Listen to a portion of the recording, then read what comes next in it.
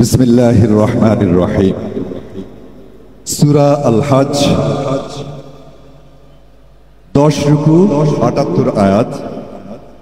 আমরা শেষ দুটি আয়াতের তেলাওয়াত শুনেছি। আল্লাহ বলছেন, হে ঈমানদারগণ, রুকু ও সিজদা করো, নিজের রবের বন্দেগী করো এবং নেক কাজ করো, হয়তো তোমাদের ভাগ্যে সফলতা আসবে।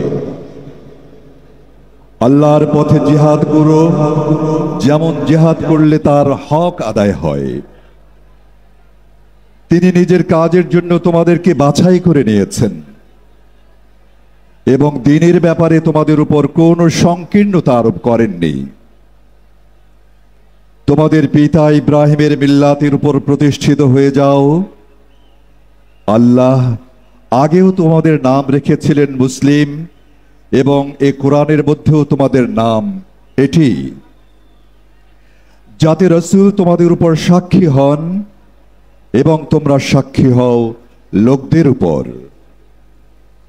কাজেই সালাত কায়েম করো, যাকাত দাও, আল্লাহর সাথে সম্পৃক্ত হয়ে যাও। তিনি তোমাদের অভিভাবক, বড়ই ভালো অভিভাবক তিনি, বড়ই ভালো সাহায্যকারীও তিনি।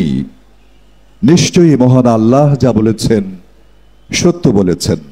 আসসালামু আলাইকুম ওয়া রাহমাতুল্লাহি ওয়া বারাকাতুহু।